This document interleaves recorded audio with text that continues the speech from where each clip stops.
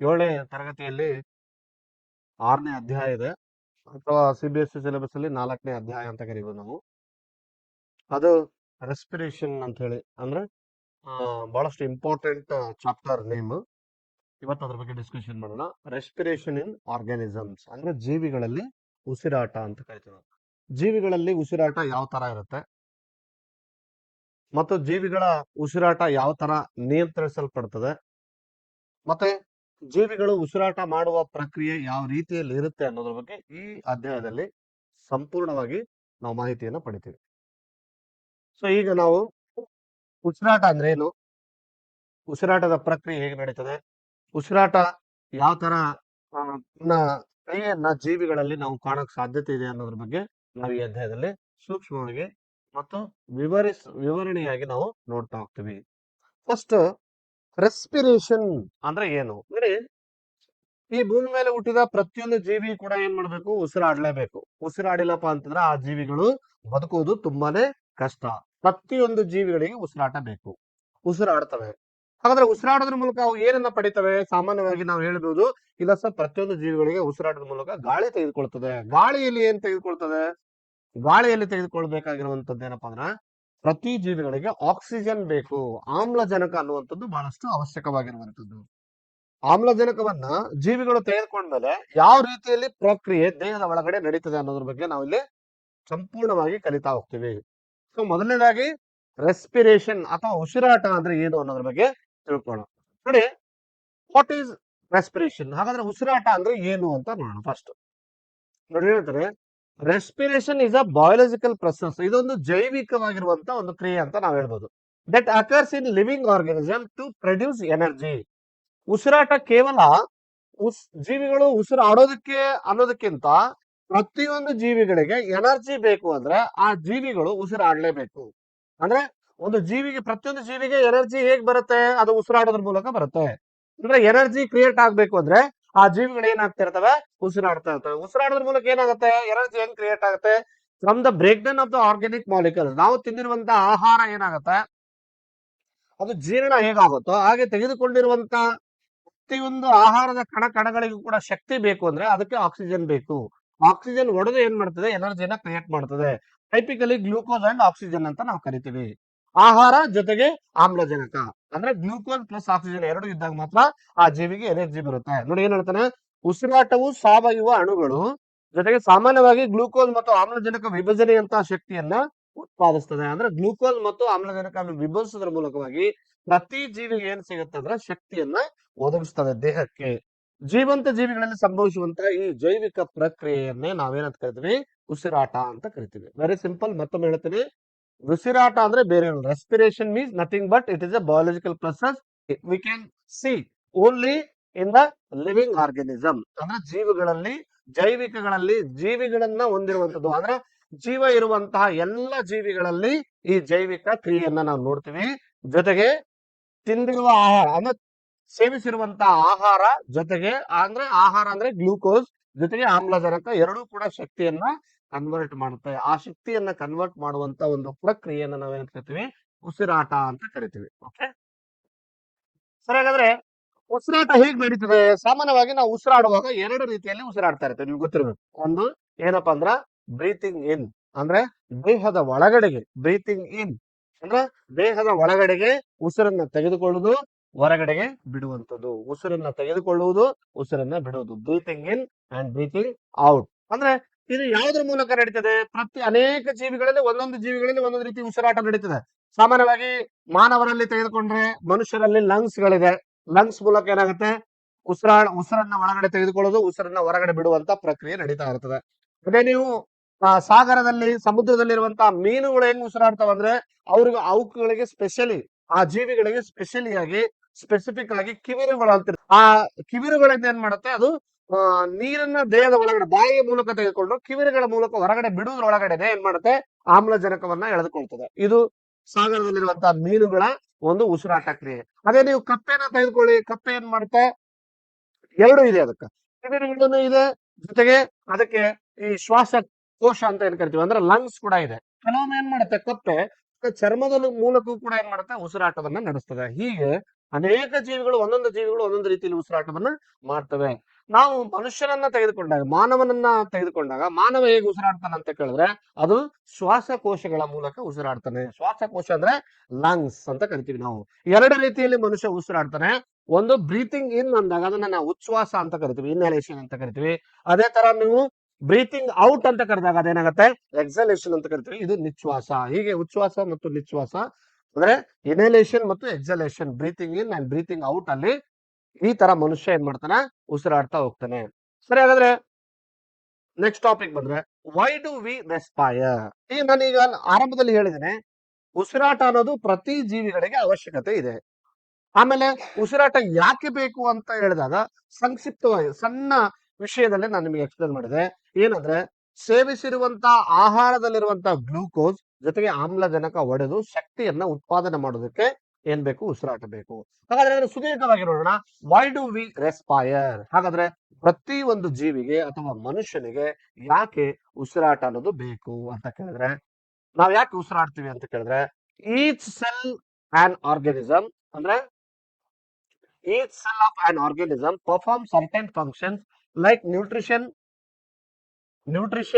transport, excretion and reproduction. ಅಂದ್ರೆ ಜೀವಿಯು ಪ್ರತಿಯೊಂದು ಜೀವಕೋಶವು ಪೋಷಣೆ, ಸಾಗಣೆ, ವಿಸರ್ಜನೆ ಮತ್ತು ಸಂತಾನೋತ್ಪತ್ತಿಯಂತಹ ಕೆಲವು ಕಾರ್ಯಗಳನ್ನ ನಿರ್ವಹಿಸುತ್ತದೆ. ನಿಮಗೆಲ್ಲ ಗೊತ್ತಿದೆ. ಅಂದ್ರೆ ಪ್ರತಿ ಜೀವಿಗಳು ಏನ್ ಮಾಡುತ್ತೆ, ನ್ಯೂಟ್ರಿಷನ್ ಬಹಳ ಇಂಪಾರ್ಟೆಂಟ್. ಯಾಕಂದ್ರೆ ಎನರ್ಜಿ ಕನ್ವರ್ಟ್ ಆಗ್ಬೇಕಾದ್ರೆ ಅಲ್ಲಿ ಏನ್ ಬೇಕು, ನ್ಯೂಟ್ರಿಷನ್ ಅನ್ನೋದು ಬೇಕೇ ಬೇಕು. ನ್ಯೂಟ್ರಿಷನ್ ಇಲ್ಲ ಅಂತಂದ್ರೆ ಏನಾಗುತ್ತೆ, ಆ ಜೀವಿ ಬದುಕೋದೇ ಇಲ್ಲ ಅಲ್ವಾ. Nutrition is most important. So ಜೊತೆಗೆ ಎಕ್ಸ್ಕ್ರಿಯೇಷನ್, ಅದೇ ತರ ಏನಾಗುತ್ತೆ, ವಿಸರ್ಜನೆ ಬೇಕು. ಜೊತೆಗೆ ಟ್ರಾನ್ಸ್ಪೋರ್ಟ್ ಅಂದ್ರೆ ದೇಹದ ಒಳಗಡೆ ನಡೀತಕ್ಕಂತ ಸಾಗಾಣೆ ವ್ಯೂಹ, ವಿಸರ್ಜನೆ, ಸಂತಾನೋತ್ಪತ್ತಿ, ಇವೆಲ್ಲವೂ ಕೂಡ ಪ್ರತಿಯೊಂದು ಜೀವಿಯಲ್ಲಿ ನಡೀತಕ್ಕಂತ ಕಾರ್ಯಗಳು. ಸೊ ಅದರಂತೆ ಉಸಿರಾಟವು ಕೂಡ ಒಂದು ಪ್ರಮುಖವಾಗಿರ್ತಕ್ಕಂಥ ವಿಷಯ ಅಂತ ಹೇಳ್ಬೋದು. ಇವೆಲ್ಲವೂ ಸರಿಯಾಗಿ ಸಾಗಾಣಿಕೆ ಆಗ್ಬೇಕು. ಈ ಜೀವಿಗಳಲ್ಲಿ ಪ್ರತಿಯೊಂದು ಈ ಕೆಲಸಗಳು ನಡಿಬೇಕು ಅಂದ್ರೆ it may be nutrition, transport, excretion, reproduction. ಅಂದ್ರೆ ಜೀವಿಯಲ್ಲಿ ಒಂದು ಸಾಗಾಣಿಕೆ ಆಗಿರ್ಬೋದು, ಅಥವಾ ಅಲ್ಲಿ ವಿಸರ್ಜನೆ ಆಗಿರ್ಬೋದು, ಅಥವಾ ಪೋಷಣೆಯನ್ನ ಮಾಡ್ತಕ್ಕಂಥದ್ದಾಗಿರ್ಬೋದು, ಅಥವಾ ಸಂತಾನೋತ್ಪತ್ತಿ ಅಂತದ್ದಾಗಿರ್ಬೋದು, ಇವೆಲ್ಲವೂ ಸರಿಯಾಗಿ ನಡಿಬೇಕು ಅಂತಂದ್ರೆ ಅಲ್ಲಿ ಏನಾಗ್ಬೇಕು, ಉಸಿರಾಟ ಅನ್ನುವಂತ ಕ್ರಿಯೆ ನಡೀತಾ ಇರ್ಲೇಬೇಕು. ಇಲ್ಲ ಅಂದ್ರೆ ಯಾವುದೇ ಕೂಡ ನಡೆಯಲ್ಲ. ನೋಡಿ, ಹಾಗಾದ್ರೆ ಪರ್ಫಾರ್ಮ್ ದೀಸ್ ಫಂಕ್ಷನ್, ಇವೆಲ್ಲ ಕಾರ್ಯಗಳು ನಡಿಬೇಕು ಅಂತಂದ್ರೆ ದ ಸೆಲ್ ನೀಡ್ಸ್ ಎನರ್ಜಿ. ನಾ ಈಗ ತಾನೇ ಹೇಳಿದ್ನಲ್ಲ, ಏನೇನ್ ಬೇಕು, ಟ್ರಾನ್ಸ್ಪೋರ್ಟೇಷನ್ ನಡಿಬೇಕು ದೇಹದ ಒಳಗಡೆಗೆ, ಅಥವಾ ದೇಹದ ಒಳಗಡೆಗೆ ನ್ಯೂಟ್ರಿಷನ್ ಕ್ರಿಯೇಟ್ ಆಗ್ಬೇಕು, ಎನರ್ಜಿ ಕ್ರಿಯೇಟ್ ಆಗ್ಬೇಕು, ಎಕ್ಸ್ಕ್ರಿಯೇಷನ್ ಆಗ್ಬೇಕು ಅಂಡ್ ರಿಪ್ರೊಡಕ್ಷನ್ ಆಗ್ಬೇಕು ಅಂದ್ರೆ ಅಲ್ಲಿ ಏನ್ ಬೇಕು, ಪ್ರತಿ ಸೆಲ್ಸ್ ಗೆ ಎನರ್ಜಿ ಬೇಕು. ಹಾಗಾದ್ರೆ even when we eat, sleeping, reading, we require energy. ಪ್ರತಿಯೊಂದು ನಾವು ಮಾಡ್ಬೇಕಾದಾಗ, ಪ್ರತಿಯೊಂದು ಕೆಲಸವನ್ನ ನಾವು ನಿರ್ವಹಿಸ್ತಾ ಇದೀವಿ ಅಂತಂದ್ರೆ ಆ ಕೆಲಸಗಳ ನಿರ್ವಹಣೆಗೆ ಏನ್ ಬೇಕು, ನಮಗೆ ಶಕ್ತಿ ಬೇಕು. ಜಸ್ಟ್ ನೀವು ಮಲ್ಕೊಂಡಿರೋರು ಎದ್ದು ಕುತ್ಕೊಳ್ಬೇಕು ಅಂದ್ರೆ ನಿಮ್ಮ ದೇಹಕ್ಕೆ ಏನ್ ಬೇಕು, ಎನರ್ಜಿ ಬೇಕು ಅಲ್ವಾ. ನೀವು ನಡೆದಾಡ್ಬೇಕಂದ್ರೆ ಎನರ್ಜಿ ಬೇಕು, ಮಾತಾಡ್ಬೇಕಂದ್ರೆ ಎನರ್ಜಿ ಬೇಕು, ಮಲಗಬೇಕಂದ್ರೆ ಎನರ್ಜಿ ಬೇಕು, ಊಟ ಮಾಡ್ಬೇಕಂದ್ರೂ ಕೂಡ ಎನರ್ಜಿ ಬೇಕು. ಈ ಶಕ್ತಿ ಹೇಗ್ ಬರುತ್ತೆ ನೋಡಿ, ಅದಕ್ಕೆ ಹೇಳ್ತಾನೆ, ಈ ಎಲ್ಲ ಕಾರ್ಯಗಳನ್ನು ನಿರ್ವಹಿಸೋ ಜೀವಕೋಶಕ್ಕೆ ಶಕ್ತಿ ಅನ್ನೋದು ಬಹಳ ಅಗತ್ಯವಾಗಿರುವಂತದ್ದು. ನಾವು ತಿನ್ನುವಾಗ, ಮಲಗುವಾಗ, ಓಡುವಾಗ, ನಿಲ್ಲುವಾಗ, ಪ್ರತಿಯೊಂದು ಕಾರ್ಯಗಳು ನಮ್ಮ ದೇಹದಲ್ಲಿರುವಂತಹ, ಅಂದ್ರೆ ನಮ್ಮ ದೇಹ ಮಾತ್ರ ಅಲ್ಲ, ಪ್ರತಿಯೊಂದು ಜೀವಿಗಳಿಗೆ ಮೂವ್ಮೆಂಟ್ ಆಗ್ಬೇಕು ಅಂದ್ರೆ, ಚಲಿಸಬೇಕು, ಆ ಜೀವಿಗೆ ಏನ್ ಬೇಕಾಗತ್ತೆ, ಶಕ್ತಿ ಅನ್ನೋದು ಬೇಕು. ಯಾವ್ದಕ್ ಬೇಕು, ಸೆಲ್ಲಿಗೆ ಬೇಕು. ಪ್ರತಿ ಜೀವಕೋಶಗಳ ಕಣಗಳಿಗೆ, ಕಣದ ಜೀವಕೋಶಗಳು ಶಕ್ತಿ ಅನ್ನೋದು ಬಹಳಷ್ಟು ಅವಶ್ಯಕವಾಗಿರುತ್ತೆ. ಆ ಶಕ್ತಿಯನ್ನ ಒದಗಿಸುವಂತದ್ದು ಯಾವುದು, ಅಲ್ಲಿ ನಾವು ಆಕ್ಸಿಜನ್ ಅಂತ ಹೇಳ್ಬೋದು. ನೋಡಿ, the release of energy during the cellular respiration. ನೋಡಿ, ಆ ಜೀವಕೋಶಗಳಲ್ಲಿ ಯಾವ ತರ ಉಸಿರಾಟ ಕ್ರಿಯೆ ನಡೀತದೋ ಆಗ ಶಕ್ತಿ ಅನ್ನೋದು ಕ್ರಿಯೇಟ್ ಆಗುತ್ತೆ. ನೋಡಿ, ಏನ್ ಹೇಳ್ತಾರೆ, ಫಸ್ಟ್ ಒಂದು ಎನರ್ಜಿ ರಿಲೀಸ್ ಆಗ್ಬೇಕು ಅಂದ್ರೆ ಆ ಎನರ್ಜಿ ಅನ್ನೋದು ಅಂದ್ರೆ ಶಕ್ತಿ ಬಿಡುಗಡೆ ಆಗ್ಬೇಕು, ಶಕ್ತಿ ಉತ್ಪಾದನೆ ಆಗ್ಬೇಕು ಜೀವಿಯಲ್ಲಿ ಅಂದ್ರೆ ಇವೆರಡು ಇಂಪಾರ್ಟೆಂಟ್. ಈಗಾಗಲೇ ನಾನು ಹೇಳಿದ್ದೀನಿ. ಒಂದು ಗ್ಲೂಕೋಸ್. ಗ್ಲೂಕೋಸ್ ಹೇಗಾಗುತ್ತೆ, ನಾವು ತಿನ್ನುವಂತಹ ಆಹಾರದಲ್ಲಿರುವಂತಹ ಎನರ್ಜಿ ಏನ್ ಮಾಡುತ್ತೆ, ಅದು ಒಡೆದು ಗ್ಲೂಕೋಸ್ ಆಗಿ ಕನ್ವರ್ಟ್ ಆಗುತ್ತೆ. ನಾವು ತಿನ್ನುವ ಪ್ರತಿಯೊಂದು ಆಹಾರ ಏನಾಗುತ್ತೆ, ಯಾವ್ದಕ್ಕೆ ಬದಲಾಗುತ್ತೆ, ಗ್ಲೂಕೋಸ್ ಆಗಿ ಕನ್ವರ್ಟ್ ಆಗುತ್ತೆ. ಜೊತೆಗೆ ಏನ್ ಸೇರುತ್ತೆ, ಆಕ್ಸಿಜನ್ ಸೇರುತ್ತೆ. ಅಂದ್ರೆ ನಾವು ಉಸಿರಾಡಿದಾಗ ಆಕ್ಸಿಜನ್ ಸೇರುತ್ತೆ. ಅಂದ್ರೆ ಗ್ಲೂಕೋಸ್ ಪ್ಲಸ್ ಆಕ್ಸಿಜನ್ ಸೇರಿ ಏನಾಗುತ್ತೆ, ಎರಡನ್ನ ರಿಲೀಸ್ ಮಾಡುತ್ತೆ. ಯಾಕಂದ್ರೆ ಆಕ್ಸಿಜನ್ ಅನ್ನುವಂಥದ್ದು ನಮ್ಮ ದೇಹದ ಒಳಗಡೆ ಹೋದಾಗ ನಿಮ್ಮ ದೇಹದಲ್ಲಿ ಬಳಸ್ಕೊಂಡ್ಮೇಲೆ ವಿಷ ಉತ್ಪತ್ತಿ ಆಗುತ್ತೆ, ವಿಷ ಅನಿಲ ಉತ್ಪತ್ತಿ ಆಗುತ್ತೆ. ಅಂದ್ರೆ ಟಾಕ್ಸಿಕ್ ಗ್ಯಾಸಸ್ ಉತ್ಪತ್ತಿ ಆಗುತ್ತೆ. ಟಾಕ್ಸಿಕ್ ಗ್ಯಾಸ್ ಯಾವುದು, ಕಾರ್ಬನ್ ಡೈಆಕ್ಸೈಡ್. ಇದನ್ನ ಏನ್ ಮಾಡ್ತೀವಿ, ನಾವು ಹೊರಗಡೆ ಹಾಕ್ತಿವಿ. ಏನನ್ನ ಹೊರಗಡೆ ಹಾಕ್ತಿವಿ, ಒಂದು ಕಾರ್ಬನ್ ಡೈಆಕ್ಸೈಡ್ ನ ಹಾಕ್ತಿವಿ, ಜೊತೆಗೆ ನೀರನ್ನ ಹೊರಗಡೆ ಹಾಕ್ತಿವಿ. ಇದು ನಾವು ಎಕ್ಸ್ಕ್ರಿಯೇಷನ್ ಸಿಸ್ಟಮ್ ಮೂಲಕ, ಉಸಿರಾಟದ ಮೂಲಕ ಕಾರ್ಬನ್ ಡೈಆಕ್ಸೈಡ್ ಹೊರಗೆ ಹಾಕ್ತಿವಿ, ಜೊತೆಗೆ ನೀರನ್ನ ಹೊರಗೆ ಹಾಕ್ತಿವಿ. ಈ ಸಂದರ್ಭದಲ್ಲಿ ನಮಗೆ ಎನರ್ಜಿ ಅನ್ನೋದು ಏನಾಗುತ್ತೆ, ರಿಲೀಸ್ ಆಗುತ್ತೆ, ಶಕ್ತಿ ಅನ್ನೋದು ಬಿಡುಗಡೆ ಆಗುತ್ತೆ. ಅಂದ್ರೆ ನಾವು ಎಕ್ಸ್ಕ್ರಿಯೇಟರಿಯಲ್ಲಿ ಕಿಡ್ನಿ ಥ್ರೂ ಏನ್ ಮಾಡ್ತೀವಿ, ವಾಟರ್ ಅನ್ನ ಅಂದ್ರೆ ವೇಸ್ಟ್ ಆಫ್ ಹೊರಗಡೆ ರಿಲೀಸ್ ಮಾಡ್ತೀವಿ, ಜೊತೆಗೆ ಕಾರ್ಬನ್ ಡೈಆಕ್ಸೈಡ್ ರಿಲೀಸ್ ಮಾಡ್ತೀವಿ. ಅದನ್ನ ಇಲ್ಲಿ ಏನ್ ಮಾಡಿದಾನೆ, ಫಾರ್ಮುಲಾ ರೀತಿಯಲ್ಲಿ ಕೊಟ್ಟಿದ್ದಾನೆ. C6H12O6+ ಅಂದ್ರೆ ಗ್ಲೂಕೋಸ್, ಇದು ಗ್ಲೂಕೋಸ್ ಕನ್ವರ್ಟ್ ಆಗಿದೆ. ಆಕ್ಸಿಜನ್ ಅಂತಂದ್ರೆ 6O2, it releases 6CO2 + 6H2O. ಈ ಪ್ರಮಾಣದಲ್ಲಿ ಏನಾಗುತ್ತೆ ಪ್ರತಿ ಜೀವಿಯಲ್ಲಿ ಕೂಡ ಶಕ್ತಿ ಅನ್ನೋದು ಉತ್ಪತ್ತಿ ಆಗುತ್ತೆ, ಶಕ್ತಿ ಅನ್ನೋದು ಬಿಡುಗಡೆ ಆಗ್ತಾ ಹೋಗ್ತದೆ. ಹಾಗಾದ್ರೆ ಒಂದು ಅರ್ಥ ಮಾಡ್ಕೊಳ್ಳಿ, ಮತ್ತೊಮ್ಮೆ ಹೇಳ್ತಾ ಇದೀನಿ, ಉಸಿರಾಟ ಅನ್ನೋದು ಏನಿದೆಯಲ್ಲ, ಉಸಿರಾಟ ಅನ್ನೋದು ಯಾಕೆ ಬೇಕು ಅಂದ್ರೆ ಪ್ರತಿ ಜೀವಿಯು ತಿಂದಿರುವಂತ ಆಹಾರವು ಗ್ಲೂಕೋಸ್ ಕನ್ವರ್ಟ್ ಆಗಿರುತ್ತೆ, ಜೊತೆಗೆ ಆಕ್ಸಿಜನ್ ಯಾವಾಗ ಅದ್ರ ಜೊತೆಗೆ ಸೇರ್ತದೋ ಆ ಸಂದರ್ಭದಲ್ಲಿ ಏನಾಗುತ್ತೆ, ಶಕ್ತಿ ಅನ್ನೋದು ಬಿಡುಗಡೆ ಆಗುತ್ತೆ. ಪ್ರತಿ ಜೀವಿಗಳು ಏನ್ ಕಾರ್ಯಗಳನ್ನ ಮಾಡಬೇಕು, ಅದು ಶಕ್ತಿಯನ್ನ ಬಿಡುಗಡೆ ಮಾಡಬೇಕಾದಾಗ ಏನ್ ಕಾರ್ಯಗಳು, ನಡೆದಾಡ್ಬೇಕು, ಓಡಾಡ್ಬೇಕು, ಹಾರಬೇಕು, ಪಕ್ಷಿಗಳು ಹಾರಬೇಕು ಅಂದ್ರೆ, ಮೀನುಗಳು ಚಲಿಸ್ಬೇಕು ಅಂತಂದ್ರೆ, ನಾವು ಓಡಾಡ್ಬೇಕಂದ್ರೆ, ಜಿಗಿಬೇಕಂದ್ರೆ, ಪ್ರತಿಯೊಂದಕ್ಕೂ ಶಕ್ತಿ ಅನ್ನೋದು ಬೇಕು. ಆ ಶಕ್ತಿ ಹೇಗೆ ರಿಲೀಸ್ ಆಗುತ್ತೆ, ಈ ತರ ರಿಲೀಸ್ ಆಗುತ್ತೆ ಅಂತ ನಾವು ಹೇಳ್ಬೋದು. ಸರಿ, ಹಾಗಾದ್ರೆ ಮತ್ತೆ ಇನ್ನು ಕೆಲವು ವಿಷಯಗಳನ್ನ ಟಾಪಿಕ್, ಮತ್ತೊಂದು ಕೆಲವೊಂದು ವಿಷಯಗಳನ್ನ ಈ ಅಂಶಗಳ ರೂಪದಲ್ಲಿ ಅಂದ್ರೆ ಪಾಯಿಂಟ್ಸ್ ರೂಪದಲ್ಲಿ ಕೊಟ್ಟಿದೆ ನೋಡೋಣ.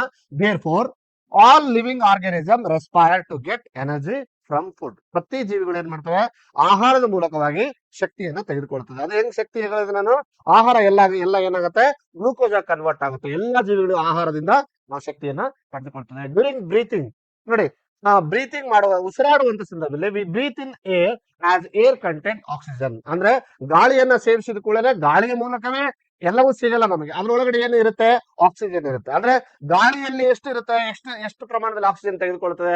ಫಾರ್ ಎಕ್ಸಾಂಪಲ್ ನೆನ್ಪಿಟ್ಕೊಳ್ಳಿ, ಒಂದು 15% ಅಂದ್ರೆ ಒಂದು 15% ಅಷ್ಟು ಆಕ್ಸಿಜನ್ ತೆಗೆದುಕೊಂಡಿದೆ ಅಂತ ಅನ್ಕೊಳ್ಳೋಣ. 15% ಅಷ್ಟು ಆಕ್ಸಿಜನ್ ತೆಗೆದುಕೊಂಡ್ರೆ ಒಂದ್ಸಲಕ್ಕೆ ವಾಪಸ್ ಬಿಡುವುದ್ರೊಳಗಡೆಗೆ ಎಷ್ಟೋ ಸಲ ಏನಾಗುತ್ತೆ, 5 to 10% ಆಫ್ ಆಕ್ಸಿಜನ್ ಹೊರಗಡೆನೂ ಹೋಗ್ತಾ ಇರುತ್ತೆ. ಹಾಗಾಗಿ ಸ್ವಲ್ಪ ಪ್ರಮಾಣದಲ್ಲಿ ಒಂದು 5ರಿಂದ 10% ಅಷ್ಟು ಮಾತ್ರ ಏನಾಗುತ್ತೆ, ನಮಗೆ ಆಕ್ಸಿಜನ್ ಸಿಗುತ್ತೆ. ಉಳಿದ ಎಷ್ಟೋ ಪ್ರಮಾಣದಷ್ಟು ಆಕ್ಸಿಜನ್ ಕೂಡ ಕಾರ್ಬನ್ ಡೈಆಕ್ಸೈಡ್ ಜೊತೆಗೆ ಹೊರಗಡೆ ಹೋಗುತ್ತೆ. ಅಲ್ಲಿ ಏನಾಗುತ್ತೆ, ಫುಡ್ ಅಲ್ಲಿ ಎನರ್ಜಿ ಕ್ರಿಯೇಟ್ ಆಗುವ ಜೊತೆಗೆ ಆಕ್ಸಿಜನ್ ತೆಗೆದುಕೊಂಡಾಗ ಈಗ ಆಲ್ರೆಡಿ ಹೇಳಿದಂತೆ ಎನರ್ಜಿ ಕ್ರಿಯೇಟ್ ಆಗುತ್ತೆ, ಶಕ್ತಿ ಬಿಡುಗಡೆ ಆಗುತ್ತೆ.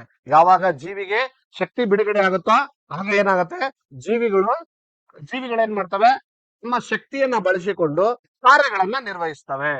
V breathe out air which is in the carbon dioxide. ಈಗ ನಾನು ಹೇಳಿದೆ, ನಾವು ತೆಗೆದುಕೊಳ್ಳುವ ಆಕ್ಸಿಜನ್ ಅನ್ನು ತೆಗೆದುಕೊಳ್ತೇವೆ, ಅದು ಏನನ್ನ ರಿಲೀಸ್ ಮಾಡುತ್ತೆ, ಕಾರ್ಬನ್ ಡೈಆಕ್ಸೈಡ್ ಅನ್ನ ರಿಲೀಸ್ ಮಾಡುತ್ತೆ. And the air we breathe is transported to all the parts of the body and to ultimately to each cell ಅಂತ ಹೇಳ್ತಾನೆ. ಅಂದ್ರೆ ನಾವು ಉಸಿರಾಡುವಂತ ಗಾಳಿಯು ದೇಹದ ಎಲ್ಲ ಭಾಗಗಳಿಗೆ, ಪ್ರತಿ ಭಾಗದ ಜೀವಕೋಶಗಳಿಗೆ ಮುಟ್ತದೆ, ಜೊತೆಗೆ ಪ್ರತಿಯೊಂದು ಜೀವಕೋಶಕ್ಕೂ ಅದು ಸಾಗಿಸಲ್ಪಡ್ತದೆ. ಹಾಗೆ ಏನ್ ಮಾಡುತ್ತೆ, ಜೀವಕೋಶ ಅದನ್ನ ಎನರ್ಜಿ ಆಗಿ ಕನ್ವರ್ಟ್ ಮಾಡುತ್ತೆ. ನೀವು ಮುಂದಿನ ತರಗತಿಗಳಲ್ಲಿ ಕಲಿತೀರಿ ಜೀವಕೋಶ ಅಂದ್ರೇನು, ಜೀವಕೋಶ ಹೇಗೆ ಕೆಲಸವನ್ನ ನಿರ್ವಹಿಸ್ತದೆ ಅಂತ ಮುಂದಿನ ತರಗತಿಗಳಲ್ಲಿ ನೀವು ಸುದೀರ್ಘವಾಗಿ ಆ ವಿಷಯದ ಬಗ್ಗೆ ನೀವು ಕಲಿತೀರಿ. ಆವಾಗ ನಾನು ಜೀವಕೋಶದಲ್ಲಿ ಶಕ್ತಿ ಹೆಂಗ್ ಬಿಡುಗಡೆ ಆಗುತ್ತೆ, ಅದರಲ್ಲಿರುವಂತಹ ಆರ್ಗನಲ್ಸ್ ಹೆಂಗ್ ಕೆಲಸ ಮಾಡ್ತೇವೆ ಅಂತ ನಾನು ಡೀಟೇಲ್ ಆಗಿ ಹೇಳ್ತೀನಿ. ಓಕೆ, ಇನ್ನು ನಾವೀಗ ಆಲ್ರೆಡಿ ನಮಗೊಂದು ವಿಷಯ ಅರ್ಥ ಆಯ್ತು, ಏನಪ್ಪಾ ಅಂತಂದ್ರೆ ಪ್ರತಿ ಒಂದು ಜೀವಿಗಳಿಗೂ ಎನರ್ಜಿ ಅನ್ನೋದು ಬೇಕು. ಎನರ್ಜಿ ಇಲ್ಲ ಅಂತಂದ್ರೆ ಆ ಜೀವಿಗಳು ಯಾವ ಕಾರ್ಯದ ಚಟುವಟಿಕೆಗಳನ್ನು ಕೂಡ ಮಾಡೋದಕ್ಕೆ ಸಾಧ್ಯವಾಗುವುದಿಲ್ಲ ಅನ್ನೋದು ಗೊತ್ತಾಯ್ತು.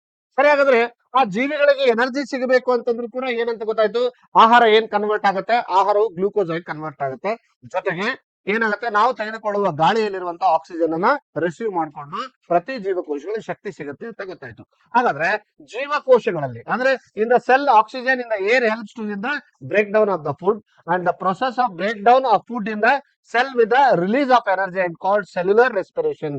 ಇದನ್ನ ನಾವ್ ಏನಂತ ಕರಿತೀವಿ ಅಂತಂದ್ರೆ, ಪ್ರತಿ ಒಂದು ಜೀವಕೋಶಗಳಿಗೂ ಗಾಳಿಯಲ್ಲಿ ಆಮ್ಲಜನಕವನ್ನ ತೆಗೆದುಕೊಂಡು ಆಮ್ಲಜನಕ ಏನಾಗುತ್ತೆ, ವಿಭಜಿಸ್ತಾ ಹೋಗ್ತದೆ. ಅಂದ್ರೆ ಗ್ಲೂಕೋಸ್ ಕಂಟೆಂಟ್ ಅನ್ನ ವಿಭಜಿಸಿ ಶಕ್ತಿಯನ್ನ ಬಿಡುಗಡೆ ಆಗ್ತದೆ. ಜೊತೆಗೆ the process of break down of food in the cell with the release of energy.